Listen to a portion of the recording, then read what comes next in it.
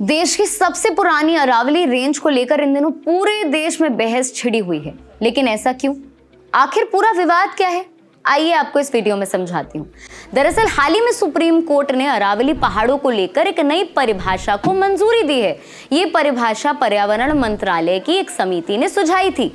नई परिभाषा के मुताबिक अगर किसी एक या उससे ज्यादा पहाड़ों की ऊंचाई 100 मीटर से ज्यादा है तो ऐसे मामलों में 500 मीटर के पूरे इलाके को अरावली रेंज माना जाएगा।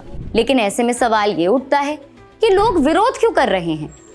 दरअसल सुप्रीम कोर्ट के फैसले के बाद बहुत सारे लोगों का ये कहना है कि इस नई परिभाषा की वजह से बहुत सारे अरावली के पहाड़ों को पहाड़ ही नहीं माना जाएगा और अरावली रेंज में बेहिसाब खनन शुरू हो जाएगा।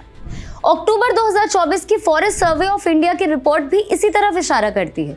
रिपोर्ट के मुताबिक राजस्थान के 90% पहाड़ों की ऊंचाई 100 मीटर से कम है। ऐसे में पर्यावरण से जुड़े लोगों का कहना है कि अरावली की नई परिभाषा बदलकर खनन को आसान बनाया जा रहा है, जिससे आने वाले सालों में ये पहाड़ पूरी तरीके से खत्म हो सकते हैं। देखिए, अरावली के पहाड़ क्यों जरूरी है ये समझ लेते हैं। अरावली के पहाड़ गुजरात से लेकर राजस्थान, हरियाणा और दिल्ली तक फैले हुए हैं। ये सिर्फ पहाड़ नहीं बल्कि उत्तर भारत की सुरक्षा दीवार है। अरावली थार रेगिस्तान को आगे बढ़ने से रोकती है, जमीन के नीचे पानी को बचाती है और दिल्ली एनसीआर की जहरीली हवा को काबू में रखने में मदद करती है। पर्यावरण एक्सपर्ट्स कहते हैं कि अरावली पहले ही सालों से कानूनी और अवैध खनन का शिकार रही है। अगर इसकी सुरक्षा में ढील दी गई तो प्रदूषण बढ़ेगा, पानी की किल्लत और गहरी होगी और कई पेड़ पौधे और जानवरों पर खतरा बढ़ सकता है। अब केंद्र सरकार क्या तर्क दे रही है ये भी समझ लेते हैं। देखिए, सरकार कहती है कि 100 मीटर की सीमा सिर्फ पहचान के लिए है। अगर कोई छोटा पहाड़ किसी बड़े पहाड़ के 500 मीटर दायरे में आता है तो वो भी अपने आप सुरक्षित रहेगा।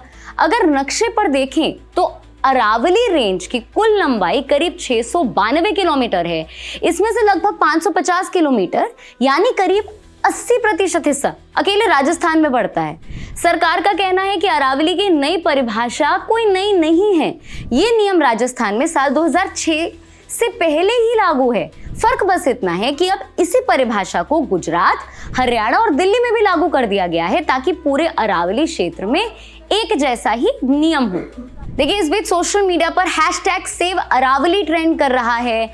एक्सपर्ट्स का कहना है कि अगर जल्द ही कदम नहीं उठाए गए तो भविष्य में इसकी भारी कीमत चुकानी पड़ सकती है।